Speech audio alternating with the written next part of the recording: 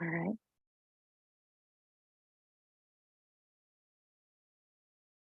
Thank you for coming on in, and we're about to start.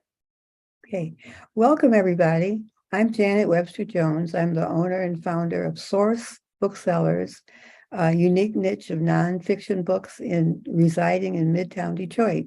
We are so happy to have you with us this evening as we are continuing our efforts to have virtual events and author talks. Ever since the pandemic started, we have pivoted to this format quite often in order to continue the service of bringing authors directly to you. And we have two wonderful people tonight who are going to be talking about a very important subject that I won't say because Allison's going to take care of that. I want to let you know that we are a small independent business, and we are a woman-owned business. We have been in business. This year will be our 34th year of bookselling in Detroit. And we have been serving the neighborhood of Midtown Detroit for the last 20 to 21 years on Cass Avenue in Detroit. The pandemic allowed us to pivot to online sales, so that even though we did not do that before the pandemic, we made the choice to have online sales, and that has changed the business up some more. So we're really pleased to have you with us this evening. I know you're going to enjoy this conversation. We are happy to have this particular book on Shirley Chisholm because she's been a bit of a hero of mine. I like to say things like Shirley Chisholm said, "You have power, use it." And I often think about that in many situations we have the possibility of doing things, and sometimes it slips by because we don't think we can make it happen. So we have books by Shirley Chisholm in the store now, and I want to just show you quickly. Her autobiography is called Shirley Chisholm, Unbought and Unbossed, which is something that she is said to have said during her time, and she was quite a forerunner. The other one is The Good Fight by Shirley Chisholm. It's another autobiography that we currently have in the store as well. And then last but not least, I did want to show you this book, which is a compilation of a number of Black, they call the Fierce 44 Black Americans who shook the world. And sure enough, here's Shirley Chisholm in this book. It's for, of course, the younger reader, but here she is, and in part of that Fierce 44 they talk about. And it says that she said, if you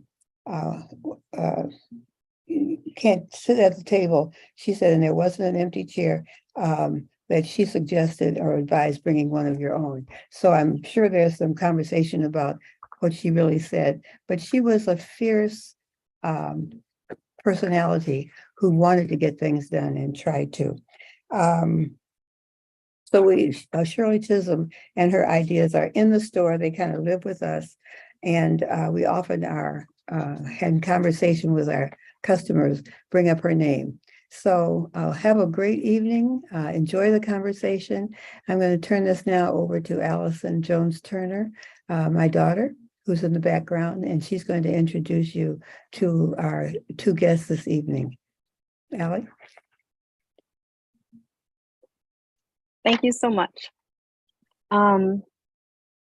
We are so excited to celebrate the new release this week, Shirley Chisholm, a champion of Black feminist power politics. This week, we were able to put it on sale on Tuesday, and we're celebrating still its birthday here on Thursday with the author, Dr. Anastasia Curwood. She's an associate professor of history and the director of African American and Africana Studies at the University of Kentucky. She is also the author of a fantastic book. If you can find, if you want to look it up and get a copy, it's called Stormy Weather: middle-class African-American marriages between the two world wars. We are delighted to celebrate this book, and this is a fantastic political biography, and she will be in conversation with the media and cultural analyst, Andrea Plaid.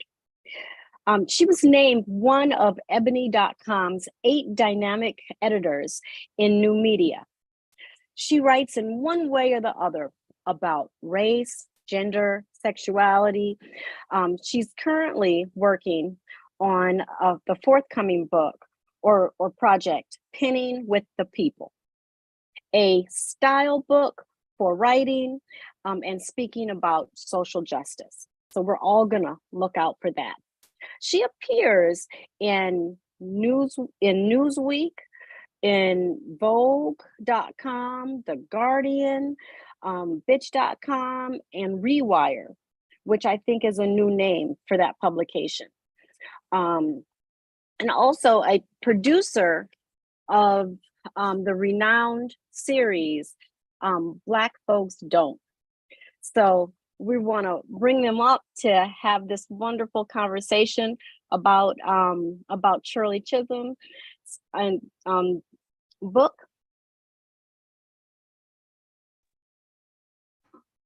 Thank you both for that incredible introduction. My name is Andrea Plaid, and whoops, you can hear me, but you can't see me. Give me 2 seconds. Here we are. Here, this is me. Hi, I'm Andrea Plaid. I will be in conversation with Dr. Kerwood about her incredible book about Shirley Chisholm, a woman that quite a few of us have quoted. We have seen the t-shirts that say, I am unbossed and unbought and unbossed. And we've seen we've heard the saying that she has been credited to say, which I'll ask Dr. Kerwood about, saying that if there's no seat at the table, bring your own chair. So, but as we were talking, Janet and Alice and I were talking before, it seems like Shirley Chisholm, when it comes to being a historical figure, quite a few of us know that she is the first woman, the first Black person to, let alone being the first Black woman, right, to run for the presidency, right? But when you talk about her being that person, she gets taken out of history. So it becomes Geraldine Ferraro, becomes Hillary Clinton, and that's about it. So I'm so glad that Dr. Kerwood wrote this incredible political biography about her, where I think that the book does this great job of humanizing Elder Chisholm, but as well as take her in context, and allows the reader to get a bigger, more fuller context of who she is as a woman of her time, but also as someone who projected ideas, especially around intersectional politics and power. So with that, Dr. Kerwood, how are you? I'm very well. I'm really happy to be here with you. And I mean, you guys get the book, so I don't know what you're going to learn from me, because so you've figured out what the really important pieces are. But I'll do my best to expand and give you some context on how got it together. Yeah. Oh, no, we got this. No, you're going to be fabulous. Let me ask, my first question to start off our chat is about, you said that Shirley Chisholm's autobiography, Unbought and Unbossed, or what you call the book, in chapter 11, you say that on page 174, it seems that when it comes to Chisholm, historians have abandoned their usual skepticism when it comes to autobiography. But you also say that such a framing matters for feminist historians as well as political historians who are seeking a stronger sense of the era in which someone is writing while in politics. So let me ask, how should we reconsider Elder Chisholm in light of those two comments? Yeah, I love that you've picked up on that discussion of the book, and how Yeah. So historians are notorious for being very skeptical of autobiography as a source, and we treat it as, it's just somebody's non-objective view of their own history, because historians think that we can practice this objectivity, and we can't. And we also know that what people do write about themselves is significant, whether or not the event actually happened the way that it happened. That's their truth. And so why that truth has come up for them is really, really important. So, what I've noticed with Chisholm is that almost every discussion of her life, and, there have not been very many biographies of Chisholm, particularly cradle to grave biographies of Chisholm. In fact, I know of only one, which is this one. But everybody else will just put in what's in Unbought and Unbossed, which was her first memoir. Mm-hmm. And they'll repeat things that she said there that I found out weren't true. Right. In the sense of having actually happened, and the way that they happened. But I've also, as I'm sure you've figured out from reading that chapter, the choices that she made are incredibly significant about the story she told about herself. Mm-hmm. She was a curator of her own image and her own person. So I love that question. Now I've forgotten the second part of the question that you asked. Oh, I was just saying because we were saying that the self-framing matters, but at the same time, it's like people just kind of say, oh, we'll just take her autobiography as the truth, quote unquote. And so I'm saying, so how do we reconsider her in light of that? Because we don't want to say that she's lying. Right. We don't want to say that, we don't want to dismiss or diminish what she has said about herself. But at the same time, the facts don't quite match up. So how do we reconsider what she has done and who she is, not only as a person of her time, a person who has, who's about, and we'll talk about this soon, as a woman who was able to project a certain kind of politic before we even had words for it. But also, so what do we say about her? Mm-hmm. We don't say that Unbought and Unbossed was lying, right? So what do we say? How do you think that we should evaluate Elder Chisholm? So she's not lying in the sense of she's not telling us anything that's not true about her. She's telling us about herself. Right. And what she's saying, and in particular, readers or viewers will probably be wondering, well, what are the things that are different? So the image that she wanted us to know was that she was this maverick and principled above all. Mm-hmm. Right. And that's the image that she had. She very successfully curated that image. Yes. And in large part, she really was about the things that she claimed to be about. She really was practicing what I call Black feminist political power, that I'm sure we'll get to in a few minutes. She really did base herself in grassroots needs and grassroots politics. And so it's not as if she didn't care about the things that she claimed to care about.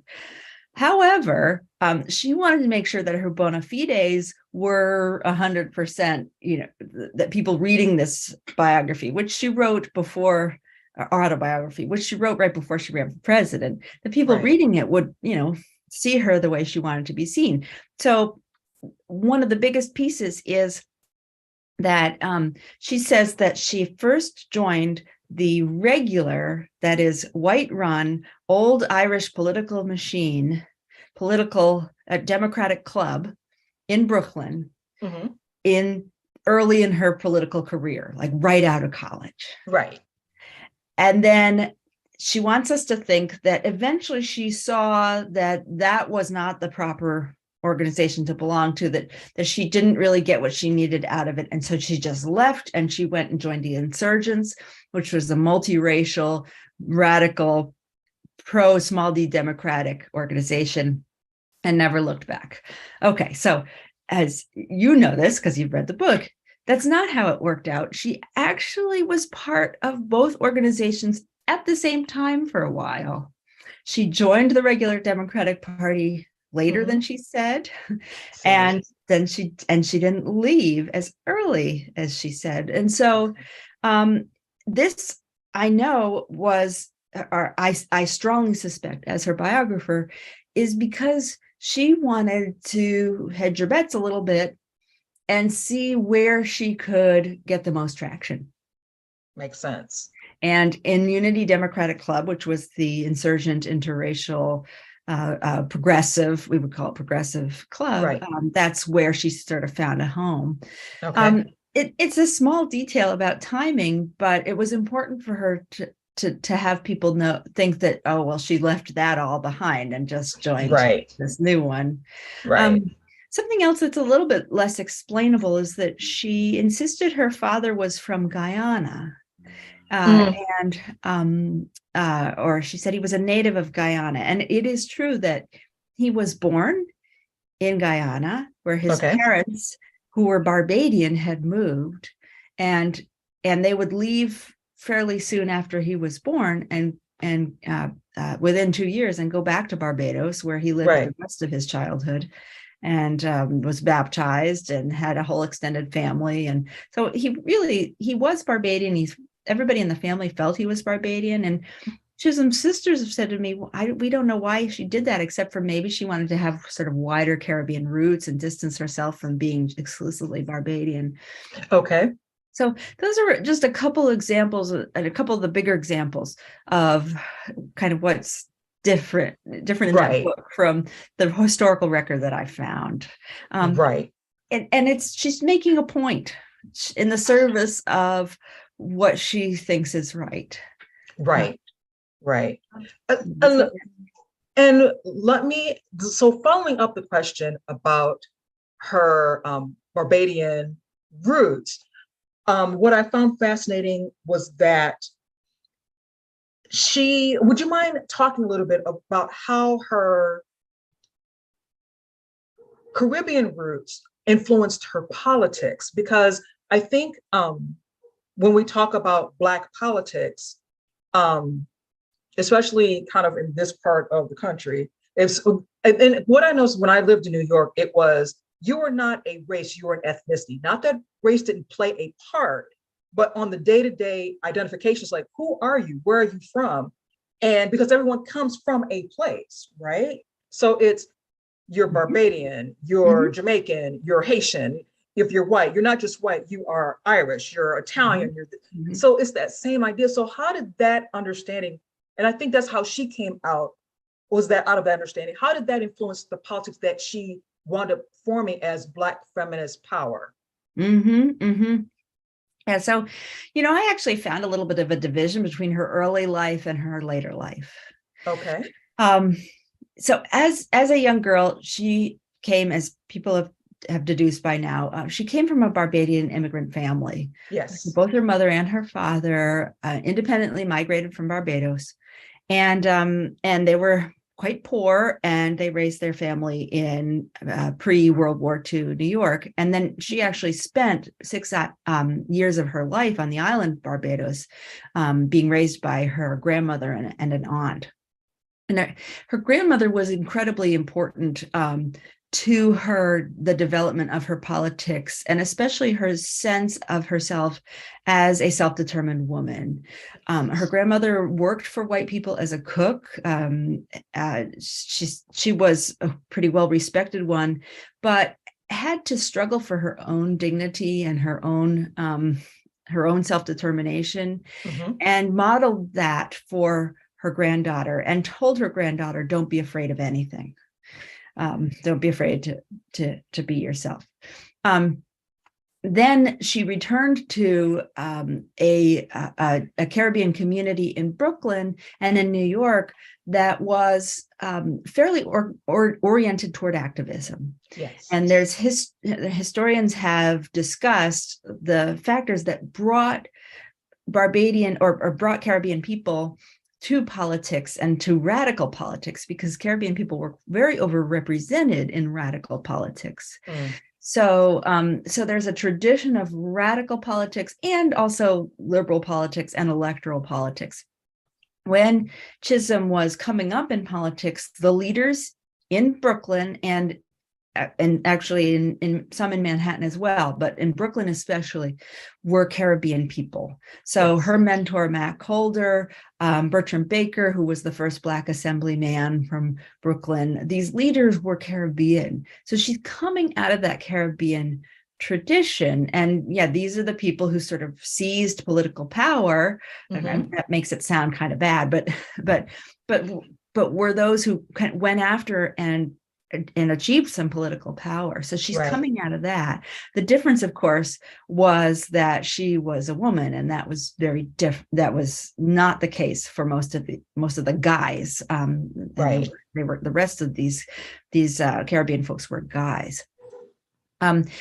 As she went on, she became more identified as being Black. So especially once she went to Congress, she kind of reinvents a little bit as Black, and nationally she's seen as Black. In Brooklyn, however, she never lost that her Caribbean roots, and eventually she had some political rivals who had American United States roots for more generations, Black American roots, and so some of those became her rivals. Got it. Yeah, so it was it's always slightly contentious, but she came together with U.S. Black folks, oftentimes, most of the times, but occasionally it did not play out that way. Got it. So speaking of that, and this is when like the main question, because you call your book, your subtitle is The Champion of Black Feminist Power Politics. So let me ask you this. So we're gonna take that pen up and we're gonna have like a big discussion around this. What is the difference between the Black feminist power politics that Shirley Chisholm exercised, coalition politics, especially the way that Bernice Johnson Reagan defined it, and what was like here lately was called girl boss feminism? And how do they interact? How do they don't interact? So if you mind explaining all that, if you don't mind. Yeah. So to give you a little bit of context, so Chisholm was coming out of a historical moment. So we're putting her back into history. Yes. Coming out of a historical moment at the confluence of the feminist movement in the late 60s, early 70s, Black freedom struggle, ongoing, but sort of the classic civil rights era from the 1950s and 1960s. And so she's noticing that, well, in my person, these things overlap. Yes. And so she's oriented in terms of her practice of self-determination, she's oriented toward Black power. Okay. In terms of her orientation toward women's equality and self-determination, she's part of the feminist movement. So I coined this term Black feminist power to name what her intersectional, although intersectional is also imposed from the 1990s and Kimberly Crenshaw,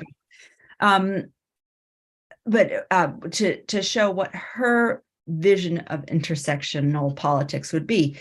Now, the key thing is that she's got politics there. and electoral politics and politics that matter, that make material differences in people's lives. Got it.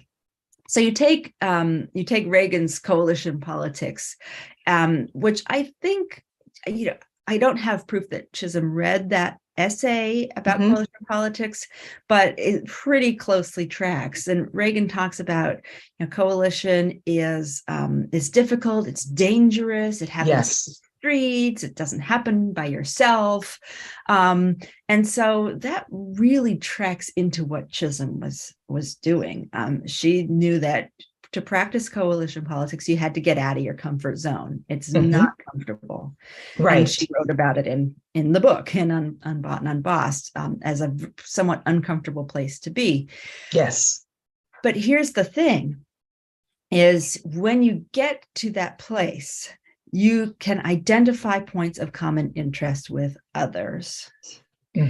And that intersection, again, here's this word, intersection. Right.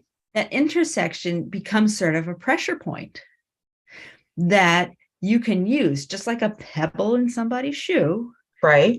That can really, ruin their run or walk or escape or whatever. That pressure point can have an outsized effect on, for Chisholm, politics and policy. Okay. How so? So let's take childcare. Okay. Chisholm in 1971 for most of her life, she was raised by a woman. She was a latchkey kid. She was raised by a woman who worked, two women who worked in domestic service. She knew that childcare for her grandmother and her mother was really difficult. Childcare was a very high priority for her, getting access to good quality childcare at no or low cost. Right. So in 1971, she partnered with, on the one hand, Bella Abzug to create an amendment to the Child Care Development Act of 1971. And when that amendment wasn't passed, for an amendment for universal child care. Right. When that amendment wasn't passed, she worked with the chair of the Education and Labor Committee, a white man from Kentucky named Carl Perkins, who was the chair of Education and Labor, and that was the committee that she was on. Right. And she was put in charge of the conference committee to reconcile the House and Senate version of those bills. And in the conference committee, she got that language worked in for universal child care. And the Comprehensive Child Development Bill of 1971 went to President Nixon's desk successfully from both houses of Congress, bipartisan, with universal child care in it. Okay. What happened? It was a coalition on the other side. It was Daniel Patrick Moynihan and Richard Nixon, and Moynihan gave Nixon some of the language to say, this is a radical piece of social legislation. We're trying, you're trying to make our kids communist. Of course. And it was lost, and there were not enough votes to override the veto. So got it. Vetoed it. Got it. So this is one coalition, though. Carl Perkins. Why would Carl Perkins actually care about what Shirley Chisholm has to say? A white guy from Kentucky. Right. Well, as it turns out, he's representing people in Appalachia who are also economically precarious themselves, who struggle with childcare, and sees the potential for policies that are going to support Black women in Brooklyn, to also support constituents in his district and around the country. Right. So this is coalition. Carl Perkins and Shirley Chisholm led very, very different lives. Right. But they share this point.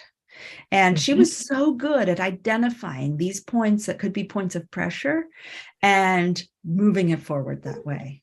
Right. That's Black feminist power politics. Got it. Versus girl boss politics, which is just very individualized. Yeah. And not really, it sounds great, but it really is about individual versus a collective way of doing politics, a way of getting everybody what they need. Yeah, I mean, it would be easy to call Chisholm like a girl boss feminist or whatever because she looked so good. She was Right. a badass. Like, she's going out there. She only lost one election. And that was the presidential election of 1972. She won every Right. other election she ever ran, every Right. campaign she ever ran. She wound up financially much more secure than she started life. So she wound up being fairly wealthy from speaking fees and her congressional pension, et cetera, et cetera. So yeah, you go, girl, right? But did she bring others along with her? And that's the difference. Yeah, and she absolutely did. She was never wavered from that larger sense of responsibility. And we can talk about her, on a personal level, she was a little bit flawed in that there were some key things that she did not share with her family. Right. But as far as her mission as a congressperson, she was trying to increase self-determination and increase political power for everybody. Right. Through herself as a person at the intersection of Blackness and womanness. Got it. So what do you think in bringing about Elder Chisholm's politics, what are the things that we can take away from her politics and what we can use now, especially in light of this wildly divisive society that we're in? Yeah, so I take 3 messages from her. Mm-hmm. So there I'm sure there's other stuff. I am one analyst, but as I sit here, having recently finished this book, I see 3. So one of the lessons is, of course, inspiration and the power of symbols. That I wrote this book because as a young girl, I was introduced to Chisholm by my parents. And my mother had volunteered for the campaign in Massachusetts. My father was a reporter who was reporting the campaign. Wow. And so when I was young, there's an image in the book that I saw when I was a young girl. It's in the acknowledgments, and it's of my parents with Mrs. Chisholm, and I asked them who she was, and they said that that's Shirley Chisholm, and she ran for president, and you can too. And I actually I did have a serious consideration of running for president at age whatever I was, 7 or so. And I decided against, but it was something that was within the realm of possibility for me. And to have a Black woman as president, it's within the realm of possibility for me. So for them, so I actually dedicated the book to my spouse and to Black girls who want to be president. Nice. So I think we should not lose that inspirational piece of what it was that she did. But then the second piece is that Black feminist power politics as a hope for democracy. And that if through strategy and pragmatism, coupled with putting the least of us at the center. So what is it that people with less power need? Because that intersection, if that intersection gains power, it has the potential to help everybody. It's not the periphery, it's the center. Yes. And so I'm just like in a way that accessible design helps people of all abilities, including people who do not have disabilities, that it works in the same way. And of course, I'm so glad you brought up that question about coalitions, because building coalitions is at the heart of it. It's a very pragmatic strategy. Right. It's not just, let's all get together because we love each other. It's what are our common interests? Thank you. Yes.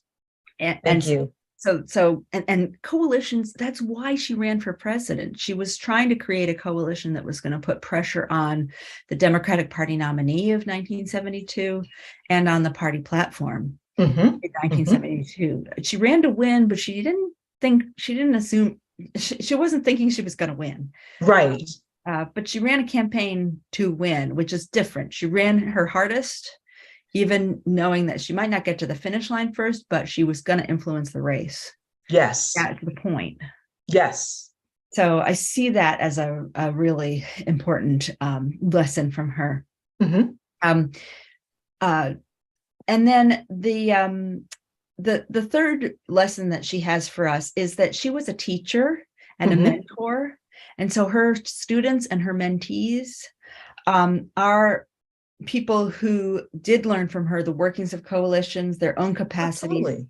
how to negotiate in the political process, their staffers, their elected officials, their lobbyists, their lawyers, their institution builders, their thinkers. And so that's a legacy to us, and we can be seeking those people out. The most famous of them are Barbara Lee, Maxine Waters, Donna Brazil, who actually is the source of the quote for the bring a folding chair if they don't give you a seat at the table.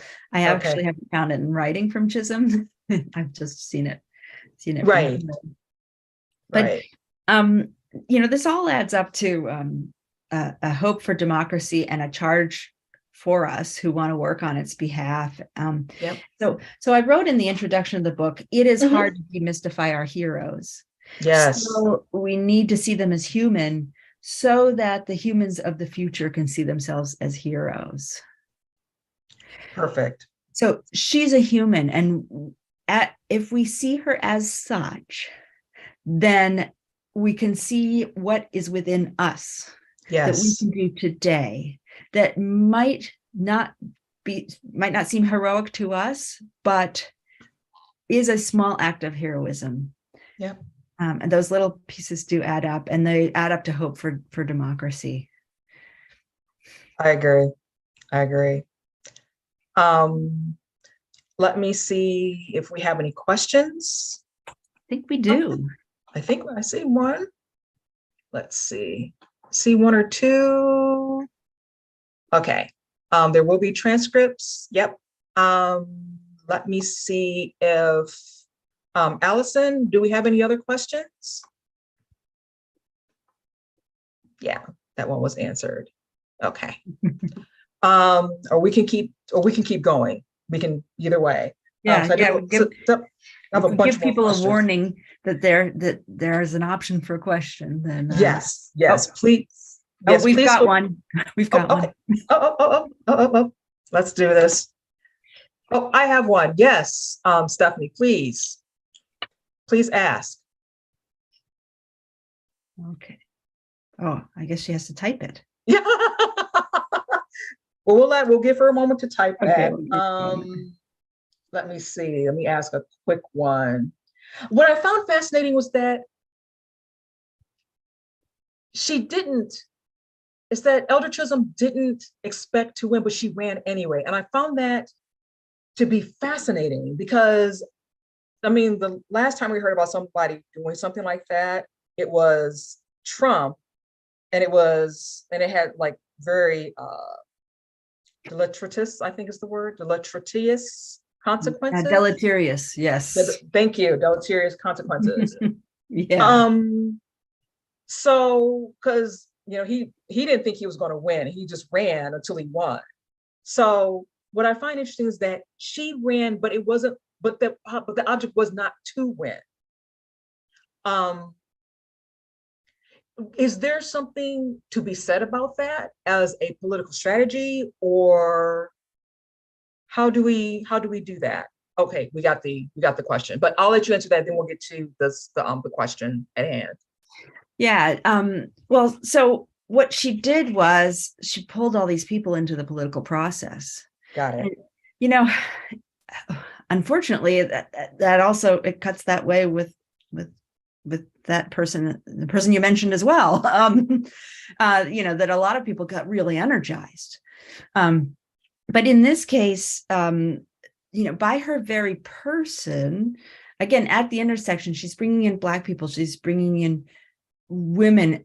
Black women were the heart of her support, were her most stalwart supporters. And what we know about Black women, and this is something that I've thought about working on in the future, is that Black women are sort of are instrumental in building an electorate, of energizing an electorate. Yep. And so she did energize a whole group of people who were not only stalwart supporters, but then who again became future operatives. Right. So that is one outcome of what it was that she did. I also, it was an experiment, and it has some lessons in terms of how coalitions will and won't come together. And she was pretty upset that the coalition didn't come together the way that she had envisioned. And I can talk a little bit about how Black men and white women both were not as supportive as they could have been when they could have been. So it's also it was sort of a grand experiment. Okay. Oh, we got a few questions. Stephanie asks, I would appreciate hearing about how Representative Lee carries the mantle as she runs for Senate. Yeah, so I haven't had time. I've been on this book tour. I haven't had time to sort of read about what Representative Lee is up to. But here's what I could tell you. So Representative Barbara Lee was a woman on public assistance with a young child, trying to get through college in 1972. Yes. And she met Mrs. Chisholm in Oakland, California, where she was a student at Mills College, and she had to do a final project for a class on a presidential campaign. And she was like, I'm going to fail this assignment because I'm not interested in any of these guys running. And then here comes Shirley Chisholm to the Bay Area and campaigning, because she campaigned in California. And she gets to meet this person and learn at her feet. And, famously, the first thing that Chisholm said to her was, well, first you have to register to vote. There it is. Yeah. But not only did Barbara Lee get an A on that assignment, but she basically ran or co-ran the Chisholm campaign in Northern California. Nice. Yeah. And so talk about intersections, including a major star-studded fundraiser at Huey Newton's penthouse on Lake Merritt, downtown Oakland, that had all these dignitaries at it, except Huey Newton himself, because he found out the Secret Service would be there and didn't want to take the chance of interacting with any police. But signed a big, one of those big checks that they gave to her, and then went to work for Ron Dellums, who was Lee went to work for Ron Dellums, who was her own congressman from Oakland, and who was another coalition politician who was quite close to Chisholm. Worked for Dellums for a while, and then Dellums retired, and Barbara Lee ran for and won his seat, and she's in that seat now. Still, she's a stalwart Black feminist power politics operator in the House of Representatives. And for days. She is, the word is she's planning a run for Senate to represent the state. So she's a remarkable person, and she's talked about, she and Chisholm kept in touch, of course, and she talks about just how influential Chisholm was in her life and her work. Yeah. So we have a comment from Aisha Levert. Thank you for the work and sharing with us information about Shirley Chisholm. And also Stephanie asked the second question. What is the message for Black women exhausted by formal politics? They carry elections in key places and far too often without credit and support. How can we pivot so that Black women are central instead of peripheral? Oh, well. Thank you for those questions, Stephanie, by the way. Thank you. So Stephanie, I know Stephanie fairly well. So yes, we both know Stephanie. So she's asking questions that really go to the heart of this book. And which I appreciate. And so one of the Black women who are exhausted by formal politics. So just this isn't too much of a spoiler alert, but in the Reagan era, Chisholm became exhausted by formal politics. Yeah, she did. And she was getting it from kind of both sides. She was getting it from her district, where she had these primary challengers, people who would try to dig up dirt on her. Yep. There wasn't a lot of dirt to dig up, but they had some criticisms, some of which were legit, some of which were, they were just trying to come up with stuff. Right. And foolishness. yes. Right. And so there was a mix of both of those. And then Jimmy Carter came into office, and she had this hope that he was going to, finally, I'll have a president who is not antithetical. Like, if we had been able to pass the, childcare, universal childcare, this guy would have signed it, right? Right. But actually, what was going on was that Carter was beating a little bit of a retreat from left politics. That America's rightward turn was sort of pulling him along in its wake. Right. And he was really reluctant to go toe to toe with these folks who were recent defectors from the Democratic Party, many of them. He'd known them as a politician in Georgia. And so he actually did not act the way that she hoped he would act. And then he was beaten to boot. Right. And Reagan was elected on this tide of right-wing politics that believed in supply side economics and not in equity, and in particular gender and racial equity. Oh yeah. So when Reagan went after the budget in 1981, as soon as he got into office, she fought it. In Congress. She was at, I think, every hearing on Capitol Hill about the budget. She was there. If it had anything to do with what we call domestic programs or sort of our civic, our social contract. Right. The social net. Yeah. Yeah. Exactly. And she was there. She fought and fought and fought. By end of 1982, she's like, no, done. I'm done. And but I also think that speaks to,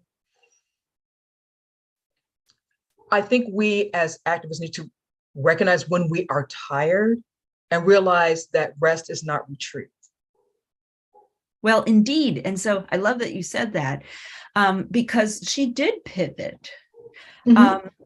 I know Stephanie asked, how do we pivot so that Black women are central instead of peripheral? Well, what she pivoted to was institution building with Black women.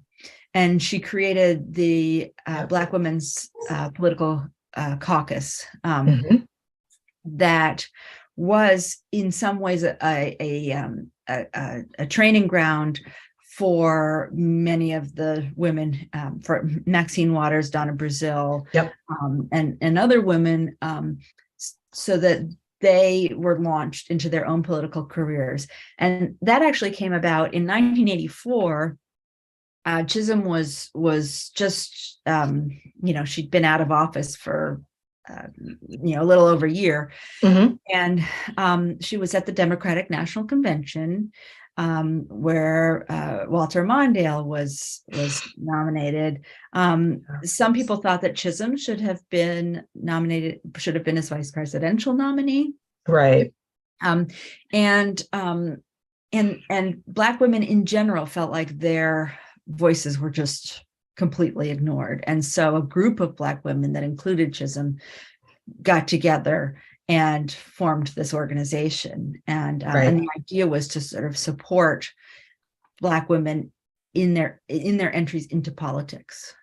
Nice. And to be a source, an incubator for Black women entering politics. And it was somewhat successful. It lasted, sort of went pretty strong for a few years, and then it kind of phased out. It still exists in in some form, but Chisholm lost her husband a few years into that, and the organization, I think, took a hit then, and then she stepped down from the chairship about 8 years after it was founded. Okay. And then actually it came a little bit of trivia. It sort of crashed against the shoals of internal Black politics. C. Dolores Tucker was the chair at that point, and she, of course, was conducting this campaign against gangster rap. Oh yeah. Yeah. Oh yeah. I was a teenager, I think, but I do remember that very distinctly. Yeah. So that was that was sort of what happened next in that organization, and it didn't go very well. Right. Janet has a question. So what was the coalition that prevented Elder Chisholm's failure to win the nomination? We touched on that a little bit, so we can go back to that question if you don't mind. Not at all. So there was a counter coalition, indeed, and it was McGovern and McGovern supporters and Black men in the Congressional Black Caucus, namely Charlie Diggs and Walter Fauntleroy. And wasn't Jesse Jackson a part of that too? No, actually, Jesse Jackson was not actively antagonistic. He actually had been somewhat supportive earlier in the campaign. That's what I thought. Okay. Sorry. Yeah, and so he was not actively antagonistic. Although he did offend her by sort of mocking her, and she felt he didn't take her as seriously as he needed to at sometimes. Okay, that's what I thought. All right. Yeah, but the people who were actively working against her were some of her Congressional Black Caucus colleagues. Remember, she co-founded the Congressional Black Caucus with 6 men in 1959. It was the Democratic Select Committee at that point, and then it CBC a couple years later. So these were her colleagues, and they actively worked against her. She's trying to get delegates to bargain with to influence the nominee, who turned out to be McGovern.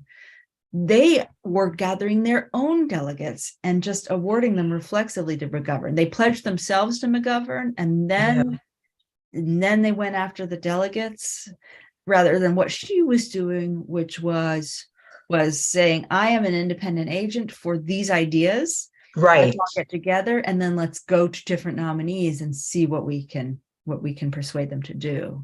Literally build a coalition. Right. Coalition first, and then approach the person rather than declare loyalty.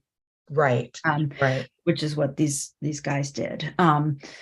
So that was, and then she was not, most of the white women who were there in the feminist movement did not actively work against her, but they were not there when she needed them. And that also was incredibly frustrating to her. I remember that. Yeah. I remember that.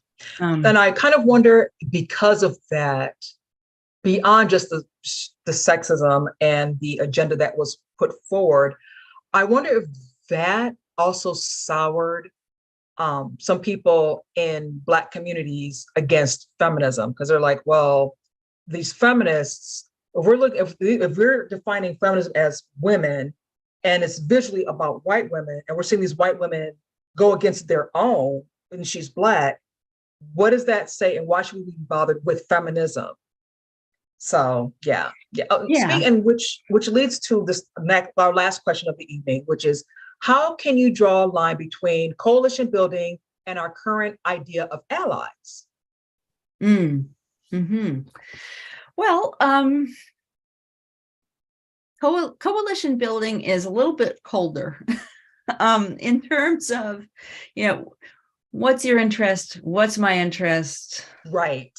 Let's collaborate on this point and, see what we can do to advance our self-interests. Allies are people who are a little bit more ride or die, who say, I see you and I I believe you, I value you, Right. and therefore I am going to advance your interests, which, ideally people understand that many of these interests of historically disempowered folks are everybody's interests, Right. of course, but it's a little bit more altruistic, Got it. on the face of it. So Got it. an ally is someone who says, this is, I value you and your interests, and I'm going to support you in them and go along with you. Coalitions are more like co-conspirators in some ways, at least on some issues. Got it. Got it. And on that, we're done.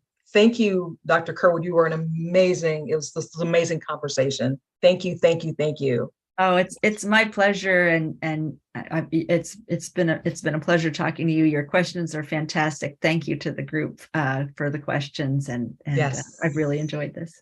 All right, we'll turn it over to Allison. Thank you both for being here. Thank you. Happy book birthday. I hope you're having a fantastic week of events and celebration of this great book. Yes. And so we want to thank everyone for hanging in there with us and celebrating Shirley Chisholm. And I learned so much. And I even have something to think about, Charles Diggs about, he's a Detroiter. But, it's always good to understand history, through people's lives, or, and then that's one reason that biographies are so helpful. So you can definitely grab a copy of this book at Source Booksellers online. We have it in store and online at sourcebooksellers.com. And join the Substack of, you're going to have to help me, Andrea, Funky Film. It's Funky Femme, FUNCKY FEMME, Substack. So make sure that that you subscribe there, and we'll be celebrating this book all week and after that, because this is January, Black History, Women's Month. It's going to be the rainy day read in April, all of it. Yep. Thank you. I can't thank you enough. Everybody order from Source Booksellers. It's a wonderful institution in Detroit, and Yes. and I see that you've got Kadada Williams coming in next week, who's also Tuesday. brilliant. Yeah. So yeah, I'll be back here for that. I have a book talk that night, but I'll sign up so I can get the recording. Sounds good.